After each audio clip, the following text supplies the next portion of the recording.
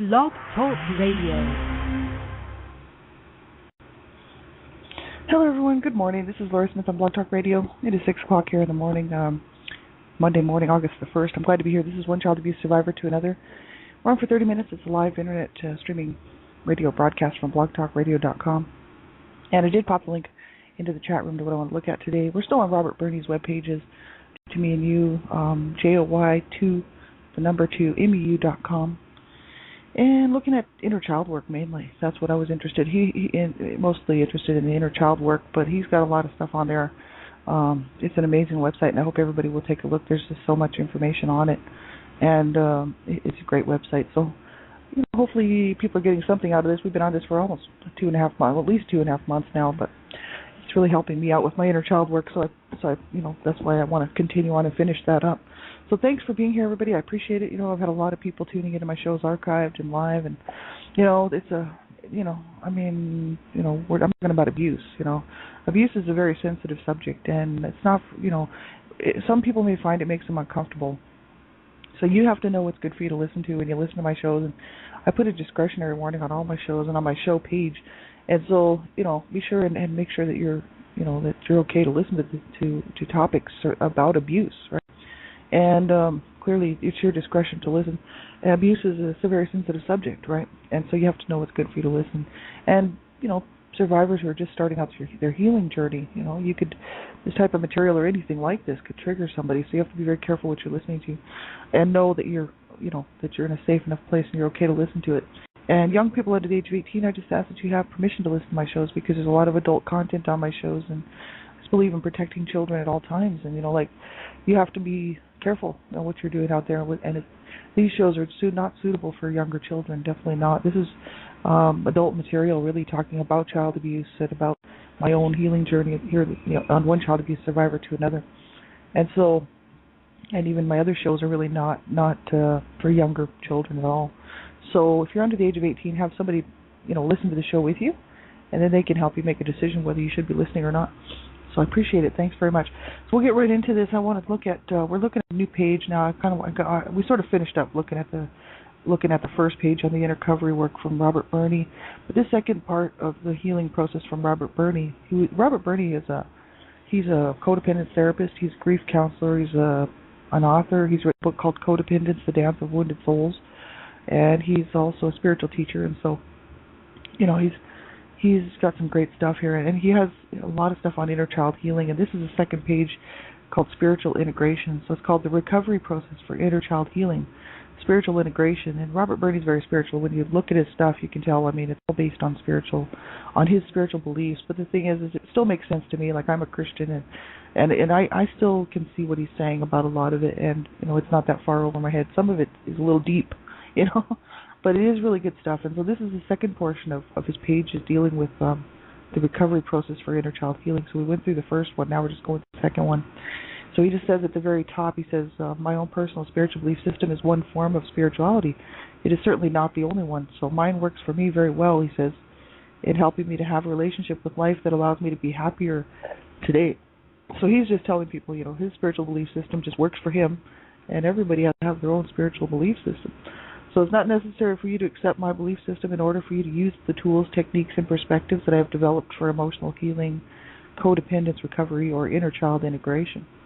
And for the purposes of this discussion of spiritual integration, I would define what I refer to as a spiritual awakening in the quote above as being open to a larger perspective, awakening from being trapped in a limited perspective. In this regard, spiritual would be a qualifier, an adjective that describes the quality of one's relationship with life. So he says, he goes on down, if you look down a little bit further, he's still talking about this, but he says, the recovery process for inner child healing, spiritual integration, he says, recovery is not a dance of right and wrong or of black and white. It is a dance of integration and balance. And the questions in recovery are, is it working for you? Is it the way you live your life? Is the way you live your life working to meet your needs? Is the way you are living your life bringing you some happiness? So this is from his book, The Codependence, The Dance of Wounded Souls. And so he says, I need to make the point here that codependence and recovery are both multi-leveled, multi-dimensional phenomena. And what we're trying to achieve is integration and balance on different levels. So in regard to our relationship with ourselves, this involves two major dimensions, the horizontal and vertical. In this context, the horizontal is about being human and relating to other humans in our environment. The vertical is spiritual, about our relationship to a higher power, to the universal source. If we cannot conceive of a God, goddess, force that loves us, then it makes it virtually impossible to be loving to ourselves. So spiritual awakening is absolutely vital to the process, in my opinion. So this is what Robert Burney says. Changing our relationship with ourselves on the horizontal level is both a necessary element in and possible because we are working on integrating spiritual truth into our inner process. That's quite interesting. Everybody's different, right? I mean, some stuff when I read it, I don't just read all this stuff, especially about healing from child abuse and looking at the issues surrounding the recovery process, and just say, that must be it just because that person said that. We all have our own beliefs, and we all have our own way of looking at things, and I know sometimes I don't agree with everything that these guys say, but sometimes I do, and sometimes it makes sense to me, sometimes it doesn't. So what works for me may not work for you, what works for you may not work for me, and that's basically what Robert Burney's saying, But he is very spiritual, and he's a spiritual teacher, so there you go. But he says, when I talk about spiritual awakening, I'm talking about my spiritual belief system and what I believe to be spiritual truth. He says, so I talk about my beliefs in my book and throughout this website, and they can all be well summed up in the following two short quotes from my book. So he says, quote, this is from his book, life is not some kind of test of if we fail, we will be punished. We are not human creatures who are being punished by an avenging God. We are not trapped in some kind of tragic place out of which we have to earn our way to doing the right things. He says, we are spiritual beings having a human experience, and we are here to learn. So we are here to go through this process that is life. We are here to feel these feelings. So we are transcendent spiritual beings who are part of the oneness that is the God force. And we always have been and always will be. We are perfect in our spiritual essence. And we are perfectly where we are supposed to be in our spiritual path. And from a human perspective, we will never be able to do human perfectly, which is perfect. So it's perfect that we're not going to be perfect, you know what I mean? I get that. He says, we have been trying to do human perfect according to a false belief system in order to get spiritual. It does not work. It's dysfunctional. So he says, the core healing of the disease, the condition of codependence, in my opinion, is stopping the shame and judgment internally in our own inner relationship with ourselves. We do not know how to be loving to ourselves because we were raised in societies that taught us to be shameful. It was shameful to be human. Shameful to make mistakes, to be emotional, to be sexual, to be something other than perfect. Feeling that there is something inherently wrong with who we are as beings is the toxic shame that is the enemy within. So he says society then teaches us to look to outside or external circumstances or sources to overcome this feeling of unworthiness. So those exterior sources, money, property, prestige, can only distract us from toxic shame, can only help us to build up the strong ego that hides the inferiority complex beneath. And they cannot help us to feel truly serene and happy because any outside source can be lost, any external circumstance can change. And that's the truth, people really put a lot of weight and a lot of, a lot of value on material things.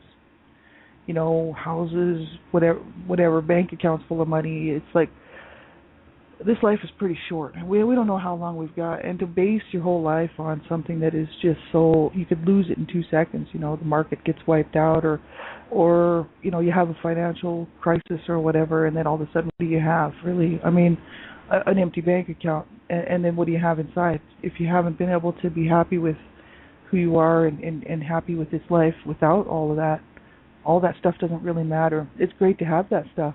And that stuff is really awesome to have, houses and money. But if you don't have that strong, foundation and that sense of who you are without it, then it won't matter. You won't be happy anyway. And it's very possible to lose it all. And then what do you have? Absolutely nothing. You know what I mean? So I've never based my happiness on anything that I have or don't have. And people would say, well, that's just because you've never had anything. And that's really true. But the thing is I learned really quickly not to base my stuff on that because I knew people with lots of money. So it's not like, just because I didn't have any money or grew up kind of poor, it's sort of lower middle class. that I really low middle class. We're talking poverty level. And I've always been there, so I really haven't escaped much from that poverty level. And so it's like I know people have had lots of money, businesses, cars, homes in different cities and stuff. And were they happy? No. And when they went to their deathbed, were they happy? No, because they based their whole life on this material stuff. And so I knew this, when I was young and when I was growing up, and then I realized the more I see it, the more I realize that is the truth. And there is a lot of people out there that do that, and mainly I just feel sorry for them. It's like not my problem, it's theirs, but I kind of feel sorry for them because that's really all they base their life on is what they can achieve monetarily or, materially, right? Which I really don't care about that stuff. So I don't have a problem with that. But I am still trying to get in touch with myself and trying to align myself spiritually with so that I can feel good about myself. So I understand what he's saying here. So he says, obviously my beliefs about spirituality address this toxic shame in a very effective and efficient manner. Says if who we really are is spiritual beings having a human experience, then it becomes relatively easy to take that toxic shame out of the equation. Then our inherent worth is not tied to material manifestations. And so then he talks about their spiritual and spiritual. So he does, this is quite a lengthy page here, but it's really quite interesting. And he says, my own personal belief system is one of form of spirituality, so it's not the only one. He talks about that. And then he says, he just kind of goes on to talk about his own spirit, like what he thinks about the whole spirituality and stuff like that. And so I want to kind of look at the objective. And he says, it just kind of go down a little bit. One of the reasons for the human dilemma, for the confusion that humans have felt about the meaning and purpose of life, is that more than one level of reality comes into play in the experience of being human. Trying to apply the truth of one level to the experience of another has caused humans to become very confused and twisted in our perspective of the human experience. It is kind of like a difference between playing the one-dimensional chess that we are familiar with and the three-dimensional chess played by the characters of Star Trek. They are two completely different games. He says, that is the human dilemma. We've been playing the game with the wrong set of rules, with rules that do not work, with rules that are dysfunctional. The objective, the function of developing a spiritual relationship with life is to explore ways of living that work better than the ones which have resulted from the limited belief system that have impacted the course of human history. Well, that's true. I mean, it's what gets you through the day. You know what I mean? I know that my belief system really gets me through. And I don't really push my belief system on people. If they want to hear about my belief system, that's fine. But the thing is I know everybody's got to make their own path. Everybody's got to make their own way, and my belief system just works for me. So it's great. I don't have a problem with it. You know what I mean? But I don't believe it's the only one. You know what I mean? So there's some problems with that because I'm a Christian, right? So, but the issue is that my beliefs, I believe in them so strongly, 100%, that I actually believe in those beliefs even more than I believe in this existence that I have. That's how strongly I believe in them. But I don't push that on people because I know that other people have their own strong beliefs that they feel the same way about. And so it's up, hey, we all have to get through the day, right? We all have to get through the day, and I don't need somebody cramming their stuff down my throat, so I'm not going to do that to them. It's a matter of finding the truth, and I think we have to find that. And this is exactly what he's talking about, finding that spiritual truth. It's really what it is just seeking the truth, So my truth may not be somebody else's truth, you know what I mean? And somebody else's truth may not be mine. So he says, unless your life is happy, fulfilling, and working just as you want it to, then it's important to look for alternative ways to do life, a different set of rules to play by. It is important to become aware that it is possible to stop being a victim of life, not being what we want it to be, in order to start changing our relationship with life into one that works better for us each individually. So he says the first requirement is any health problem solving situation is awareness that a problem exists. Any health problem solving situation is awareness that a problem exists. Until there is awareness that a condition exists which is causing some adverse effect, no positive proactive action can be taken to change the situation for the better. So he says, I'm referring to healthy problem solving and positive proactive action as opposed to unconscious negative reactive action, such as blaming, scapegoating, focusing on symptoms instead of cause, killing the messenger, etc. Right? And this is exactly where I'm at. This is exactly what happened to me. Was 4 years ago. I was sitting around and I was just feeling so, it's not that I was just feeling like, oh, I'm just a victim, but I was always feeling so down about what had happened to me as a child and about what happened to my family. And just really unhappy about the way I was treated and miserable because, I knew the truth about all this stuff, and I thought, my God, like, it's a horrible way to have to grow up, and I always felt really bad about it and wished that I had had a better relationship with my mother and wished that I had had a better relationship with my dad even, you know what I mean, and my siblings. It was horrible, right? And oh yeah, I wouldn't wish that on anybody. I wouldn't wish that situation on anybody. And so all my life it's been very painful, that I didn't get to experience this great relationship with it that we should have been able to with my parents and his family. And so, so it's not that I was sitting around thinking, oh, well, I'm a victim. It's just that I was in pain. I was in a lot of pain, and I just couldn't figure out how I was going to get out of this pain. And so I thought, that's where I always sort of go back to this, for people, because 4 years ago, I was ready to plan my suicide again, and I was ready to self-injure, and I was really going to rip myself up with this screwdriver, and I was going to do it. Like, I was so close. And I stopped myself, and I said, why am I doing this? Like, nobody's going to care, and especially the people that should care, which would be my family. There's only 3 members left. That's my abuser dad, who's 88 years old and senile and mentally ill, and my 2 siblings who are in denial. So, it's like, who cares? They're not going to care, right? They didn't care. The brothers, 2 of my brothers killed themselves, right? It's like, no, they weren't going to care if I self-injured or hurt myself. As a matter of fact, they would have just laughed and said, ha, we knew it. We knew she was just a loser. We knew she would just do what her brothers did and kill herself. And, that's exactly what they would have said. And so I was just like, what am I doing? Nobody's going to even know, and nobody's even going to care. Like I need to care. Like, this is not about how, because I was sitting there, I wanted people to see my pain, and I was like, I want people to see my pain, which, obviously I do, because I'm going public with my stuff. But the issue is that, I had to change the way I felt, and it had to happen quickly, because I was about ready to give up, man. I was like, I'm so tired. I just can't even, I can't even see going another year like this, And I was just like, something's got to change, and I realized it had to be me. I had to change the way I felt.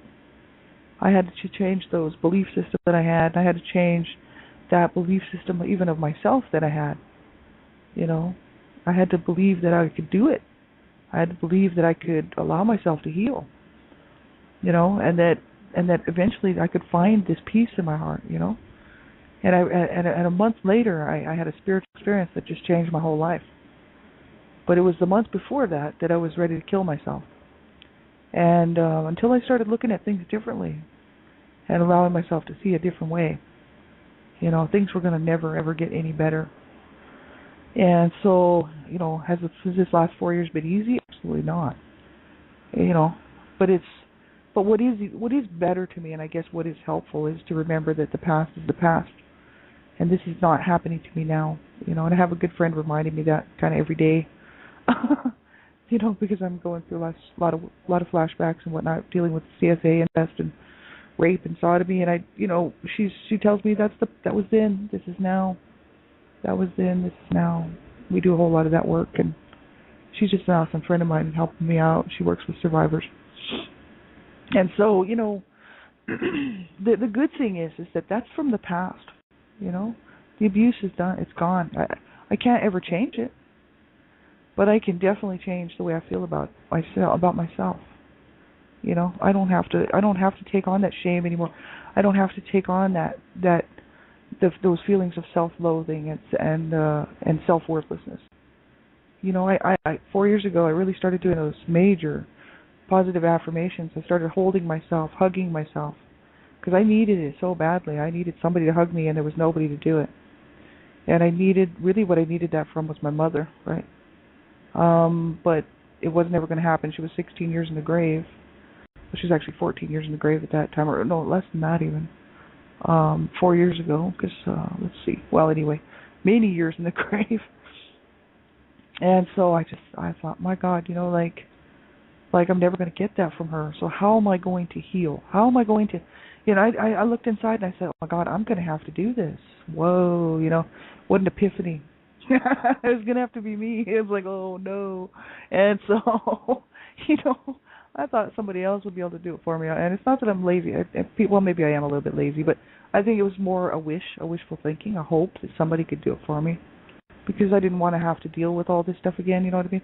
But I realized I was going to have to do it, and I was going to have to go back in there and help myself and learn how to self-soothe, how to self-nurture, and get all this stuff that I didn't get as a child, just to be able to move up and integrate myself into where I should be today. You know, it's been a long, hard haul, and I wouldn't say it's easy. It's not easy. It's the hardest thing really one of the hardest things I've ever done.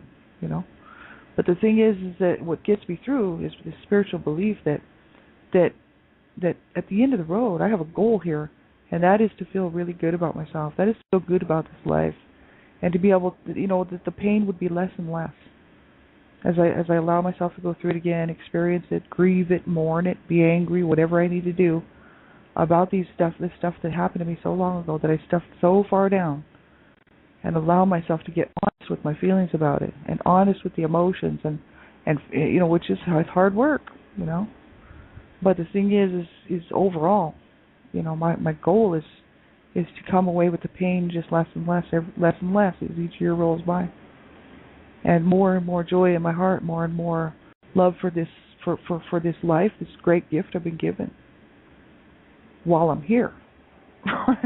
Try to enjoy some of this stuff, you know what I mean? Like, my God. So this is the thing, right? Instead of, living in this victim mentality, and it's all about taking a proactive approach, a positive approach. And I realized that 4 years ago. I was like, wow, I'm going to have to start, getting seriously busy and really work on myself. So he says the healing process is full of paradox and irony on multiple levels.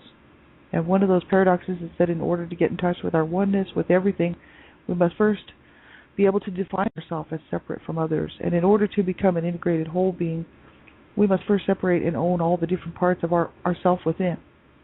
So as long as we don't have clear boundaries between ourselves and others, we cannot know where we end and someone else starts. And we cannot get clear on what is our stuff and what is theirs. And as long as we don't have clear boundaries within ourselves, we are set up to be the victim of our own thoughts, feelings, and behavior. So that's from his book, Wounded Souls Dancing in the Light Detachment. Or that's the segment that it's from. So it says, in order to stop reacting to life from a victim perspective and start waking to our own power to change the quality of our life, it is necessary to be open to larger definitions of the meaning and purpose of life than the ones we were taught growing up. So we have to be open to a larger definition of the meaning and purpose of life than the ones we were taught growing up. Well, that makes sense.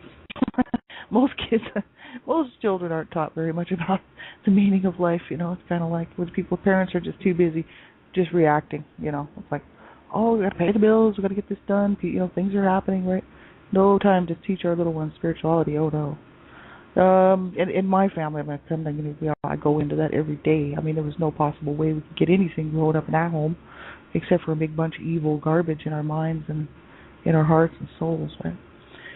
If we are reacting to life based on a black and white perspective of a rigid belief system, or in reaction to that black and white perspective, then we are not open to expanding our perspective. So then we are stuck in being the victim, and we cannot see reality clearly, he says. So he says it's important to start seeing the reality of the cause and effect dynamic that governs life, so that we can start changing the behavior patterns that we adopted to cope with life. Until we are open to seeing the cause and effect between our childhoods and our adult patterns, we will continue to give power to the belief that there is something wrong with us individually. That toxic shame feeling that tells us it is our fault that life hasn't worked the way we thought it was going to is the main enemy here. And he says it is very important to develop a relationship with life that allows for the belief that it is not shameful to be human, and that who we are is not bad or wrong. That's quite interesting. Just looking at that, I mean, we could spend quite a while on that. It's so true, right? I mean, even in our healing journeys, humans, like people, myself, anybody could, take on an attitude of, oh, I'm just so not worth anything because look at me, I'm on my healing journey and I'm just so screwed up, and oh my God, nobody's going to love me, nobody's going to care about me, even if we have people in our life who do, right? I mean, it's easy to fall into that trap, of still self-blaming and self-shaming and self-loathing, even though we know that none of that stuff was our fault, you know, like none of that was our fault, right? And so I had to get very clear boundaries set when I started my healing journey, and that was to realize that none of the stuff that happened to me was my fault. Because when I was growing up, especially a young teenager, my family actually would tell me stuff like, "You deserve those beatings, that mom gave you because you were just a bad kid and you were a bad teenager, and your attitude was so bad." I had many family members tell me this stuff. It wasn't just my sister or one of my brothers. I mean, I had my sister's husband, talking to me like that all the time, saying, "Well, you're just a brat. You're just a rotten, spoiled brat, and that's why you get beat all the time. It's because you're a bad kid, right?" And we're not talking a smack on the butt. I'm talking. My mother used to beat the shit out of me, and the issue is, it's like those were horrific beatings that, you would never treat your child like that, never ever, right? And people do, obviously, right? That's why I'm working to stop child abuse.